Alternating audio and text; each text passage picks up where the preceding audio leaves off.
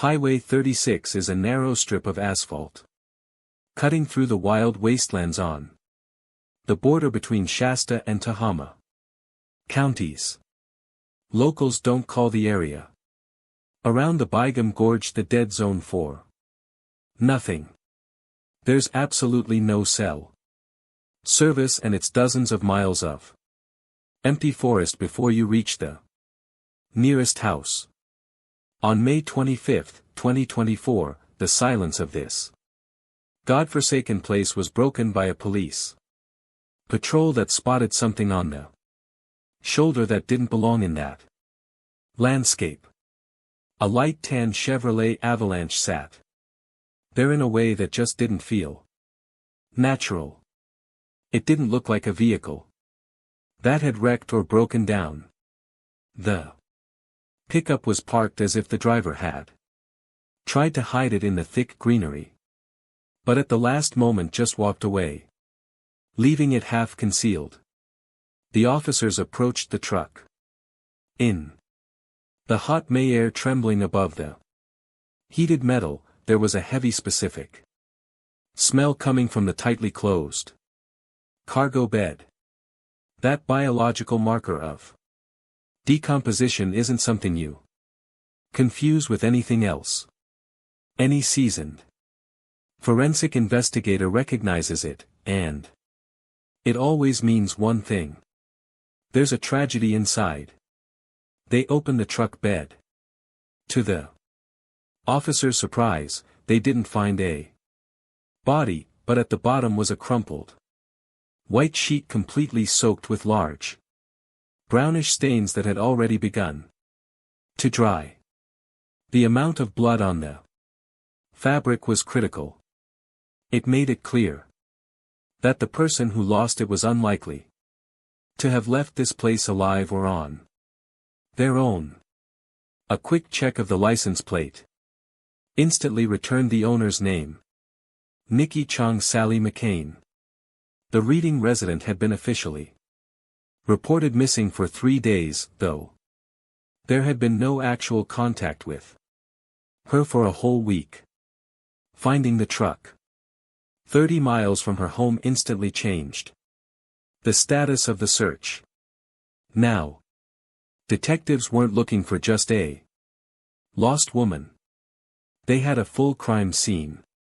The truck was here. Signs of aggressive behavior were here. But Nikki herself was nowhere to be found. To reconstruct the chain of events that led to this strange parking job in the woods, you have to rewind time 7 days. The timeline of the disappearance begins on the night of May 17 to 18, 2024. In the sterile corridors of Mercy Hospital in Reading. Nikki had spent Friday evening in the intensive care unit. Her family was gathered there because Brian, her husband's brother, had been rushed in. The situation required relatives to stay around the clock, and with not enough vehicles to go around, it became a complicated logistical challenge. Music, around midnight, the procedures wrapped up and the family started to head their separate ways. At 12:35 a.m., Nikki's sister-in-law, Chloe, got a brief text message. Nikki wrote that she was getting behind the wheel of her mother-in-law, Jeanette's pickup. She said she needed to drive the truck from the hospital to her husband's mother's house to return the vehicle to its owner. That message was Nikki's last direct contact with close family. All that followed, the investigators had to piece together minute by minute based on witness statements and cell tower data. Nikki safely made it to Jeanette's residence and left the truck there. At the house, a family acquaintance was already waiting. That man later confirmed to detectives that he gave Nikki a ride from her mother-in-law's home back to her own Place on Olinda Road. According to his account, when he dropped her off at the porch, he noticed a light on inside and could make out the silhouette of Tyler McCain. Cell tower data provides the final confirmation of that night's route. Exactly at 3 a.m., Nikki's phone pinged a tower right near her home. A clear digital footprint showing she had entered the house. Inside, her husband was present. Just 1 minute later, Nikki's phone went completely dark. The signal was lost and the device was never turned on again. That digital silence marked the last time Nikki's phone ever connected to the outside world. Right at the most crucial moment. Later that morning, May 18th, the silence began to shift into something far more concerning. Chloe Sally sent her sister a message asking how Brian was doing, but got no reply. By midday, there was a small but ordinary reason to reach out again. Chloe needed to pick up her niece's sports jersey. Thinking it might have ended up at Jeanette's house, she asked her fiancé to stop by, but Nikki wasn't there. Jeanette said she hadn't seen her daughter-in-law since Nikki had dropped off the truck in the middle of the night. From that point on, the family's worry began to intensify. Not just because of the lack of contact, but because of the sudden change in Tyler McCain's behavior. Sisters Kay and Chloe were deeply familiar with the family dynamics. In the past, whenever Nikki and Tyler had arguments, he would bombard them with emotional texts. Tell her I love her. Ask her to come back. I messed up. That had been the predictable pattern of their codependent relationship. But this time, Tyler went silent. Instead of those familiar pleas for reconciliation, Tyler started sending short, cold messages. Have you seen her? Is she with you? He wasn't asking for his wife back. He was trying to figure out if the family knew where she was, as if he was already laying the groundwork for a defense. By May 22nd, after 4 full days of complete silence, Nikki's sisters realized this wasn't just another argument. Something was deeply wrong. Chloe Sally went to the Reading Police Department to file an official missing person report. Detectives immediately questioned Tyler, the last known person to see Nikki alive. He gave a version of events where after Nikki returned home that night, the two of them had an argument. Tyler claimed the disagreement escalated and Nikki chose to walk out of the house on her own, heading off on foot to an unknown location, but to her family, that story didn't add up. Nikki Changeng Sally McCain, by every account, was a mama lion. The idea that she would leave her home in the middle of the night without her car, without her phone, without calling her sisters, and leave her son and daughters behind with a man she had just fought with was completely out of character. It went against everything she stood for. To understand the gravity of what had changed, you have to look at the life Nikki spent decades building. The McCain family story didn't begin in police reports. It began in the lively halls of the Wind River Resort and Casino in Reading. Nikki Changeng Sally was born in Thailand, but spent most of her adult life in the United States. After moving From Washington State to California, she got a job as a waitress in the casino's gaming area. Her co-workers described her as the heart of the place. Loud, wildly loyal to her loved ones and goofy in the best possible way. That's where she met Tyler McCain. He worked in the slot tech department. Quiet, reserved, sometimes painfully shy, the exact opposite of the woman he'd later marry. At first, that contrast seemed to work. By 2010, they were married. They settled down in a place with a fitting name, Happy Valley.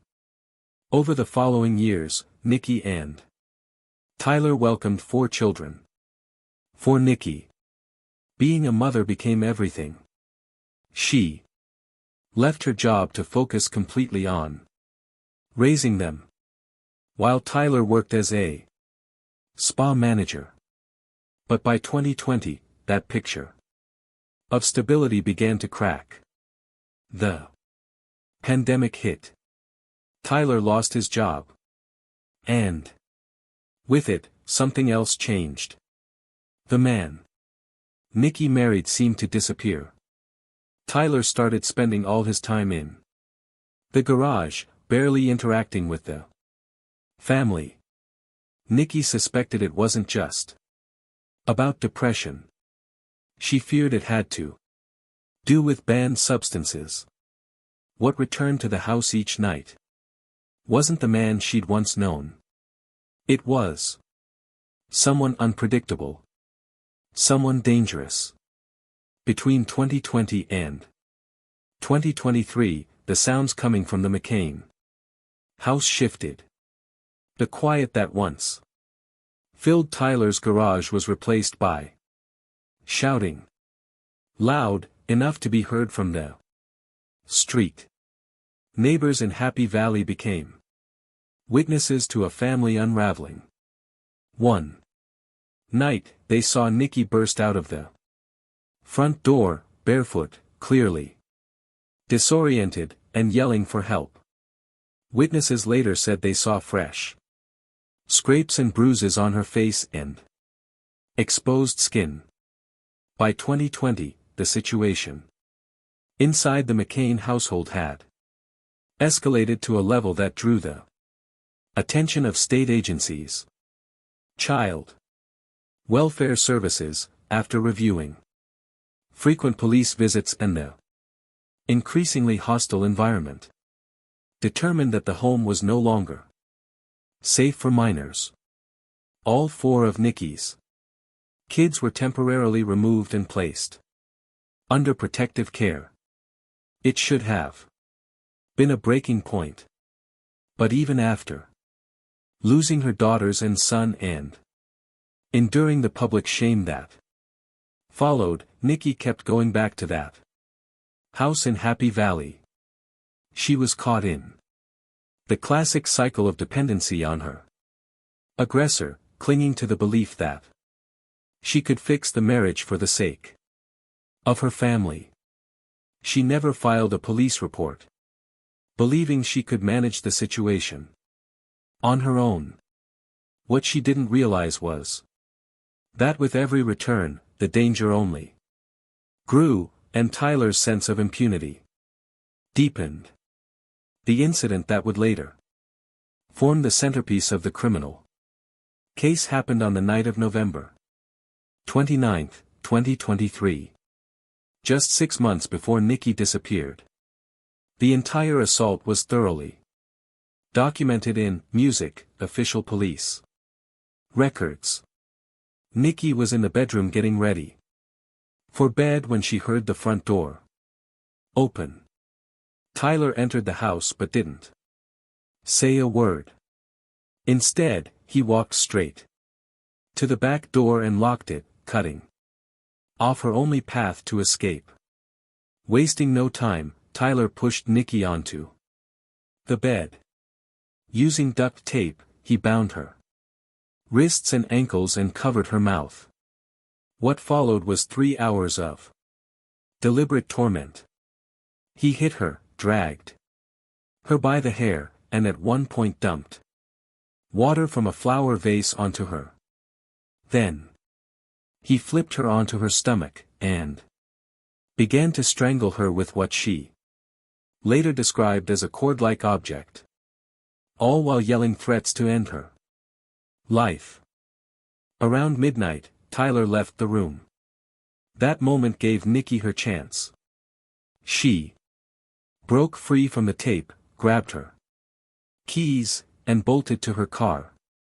As she started the engine, Tyler ran out onto the porch and jumped onto the hood.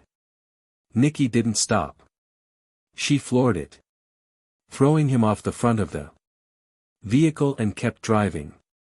She made it to her mother's house, where her sisters rushed to meet her. They barely recognized her. Nikki's face was so badly bruised it looked unrecognizable.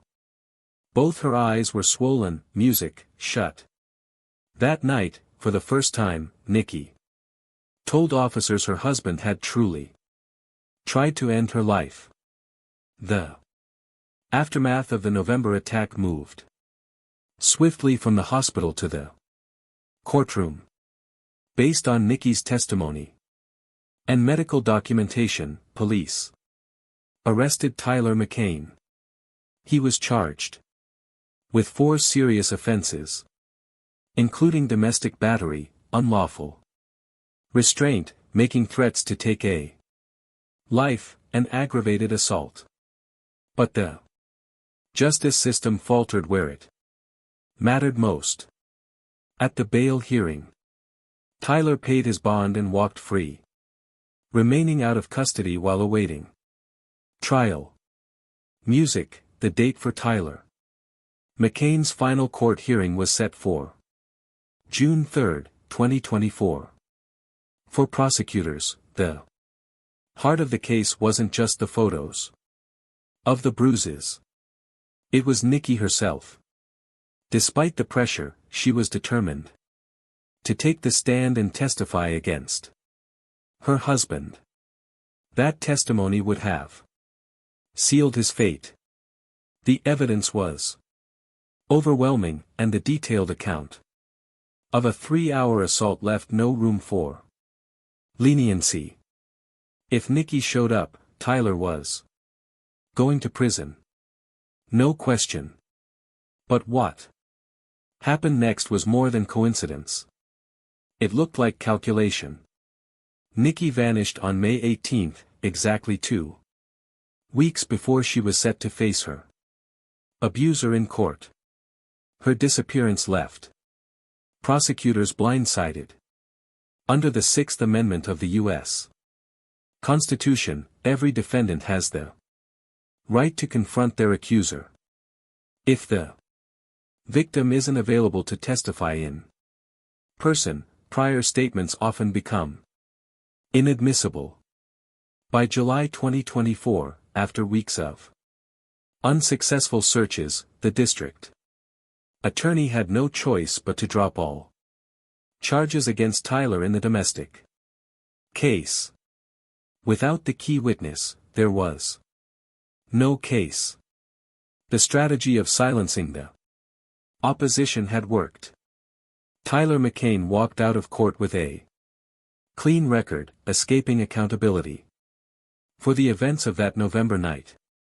Simply because there was no one left to point the finger. For nearly a year, Tyler lived as a free man, confident that without a body, he was safe. But that confidence crumbled on April 1, 2025, all because of a traffic stop. A highway patrol unit spotted a vehicle swerving erratically along Highway 299. The officers turned on their lights and pulled the car over. Music. Behind the wheel was Tyler McCain. A routine check showed his driver's license had been revoked. That violation gave officers legal grounds to search him. In the back PRI of Tyler's jeans, they found his wallet. Inside, tucked between credit cards, was a driver's license. But not his own. It belonged to Nikki Changeng Sally McCain. The license, which should have been in Nikki's possession, was now found on the person who claimed she'd walked away from him a year earlier. But it wasn't just the presence of the card that raised alarm. It was the condition it was in. The plastic showed clear signs of heat damage. The ID had obviously been exposed to fire. The edges were melted. The lamination bubbled and darkened. That single detail shattered the story that Nikki had just walked away. People who expect a loved one to come back don't keep their documents in a wallet like a trophy. And they certainly don't try to destroy them. The burned card became the first physical proof that Tyler didn't just know what happened to his wife. He had actively tried to erase her existence. It was clear he wasn't keeping it for sentimental reasons. He simply hadn't finished the job. By the spring of 2025, investigators found themselves in a difficult legal position. They had DNA results confirming that the blood found on the sheet inside the Chevrolet belonged to Nikki. But blood inside a family vehicle alone wasn't enough to secure a conviction for a major crime. The defense could easily argue it came from a household injury or something as minor as a nosebleed. To move forward with the most serious charge, prosecutors needed a direct link between that blood and criminal intent. That missing link came from a confidential informant. Detectives connected with someone from Tyler's inner circle who during multiple interviews provided critical information. The witness stated that Tyler had personally admitted to committing the crime. According to the testimony, this wasn't a heated accident. During an argument, Tyler acted deliberately with one goal in mind, to permanently prevent Nikki from testifying in court. By August 2025, the puzzle finally came together.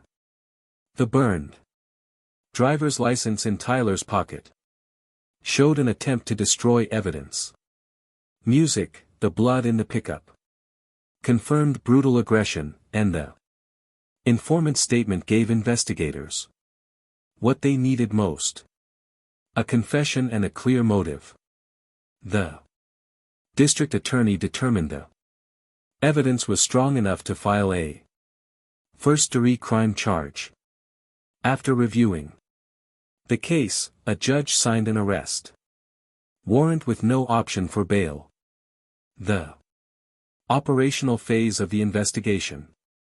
2025, the Shasta County Sheriff's Office called a press conference, an announcement Nikki's family had waited 15 agonizing months to hear. Earlier that same morning, around 10:15 a.m., detectives executed the arrest warrant. Tyler Scott McCain was taken into custody without resistance and transported to the very courthouse he had walked out of a free man just 13 months earlier. At the briefing, the sheriff laid out the charges. The primary count was a first-degree crime. But prosecutors went further, classifying it as a crime with special circumstances. Investigators officially stated that the act had been carried out for a specific purpose, to silence a key witness in a criminal case. That designation elevated the case to the Most serious level under the law. Eliminating any possibility of plea deals or reduced sentencing. The bitter irony of this case is that Tyler's plan to erase his legal history ended up having the opposite effect. Along with the new first-degree charge, the district attorney reinstated the entire slate of charges from December 2023. Domestic aggression, unlawful restraint, illegal possession of a firearm, and aggravated assault, all of which had been temporarily dropped due, music, to the victim's absence, were now back on the table. And this time, they formed a crucial part of the foundation for proving his motive. Tyler McCain was booked into the Shasta County Jail. Unlike his previous arrest, this time there was no bail option. The judge ordered him held without release until trial. The man who, according to investigators, tried to destroy his wife's documents and erase traces of her blood, music, chose to remain silent. But the circle of evidence, from cell records to DNA, had finally closed in. For Nikki's family, the arrest brought a painful kind of truth. Once detectives confirmed the motive, the image Tyler had tried to maintain, that of a confused, overwhelmed father, collapsed completely. Her sisters, Kay and Chloe, issued public statements that carried a chilling message. This wasn't an act of uncontrolled rage. It was a calculated decision. In an interview, Kay, Sally Ford, said Tyler's actions revealed where his values truly lay. The life of the woman he had shared a home with for 14 years meant less to him than the prison sentence he was facing for past abuse. He was so afraid of facing accountability that he chose to do the unthinkable, hoping that the absence of a body would guarantee he'd never be punished. That calculation shattered the very lives he once vowed to protect. The couple's 4 kids were effectively orphaned while their father was still alive.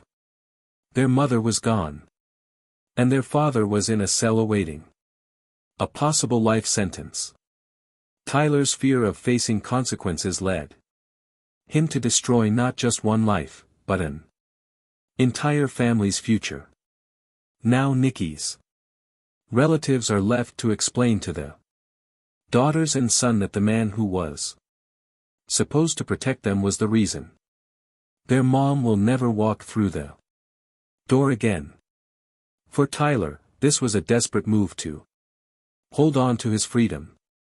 But the cost of that move was beyond anything he could have imagined.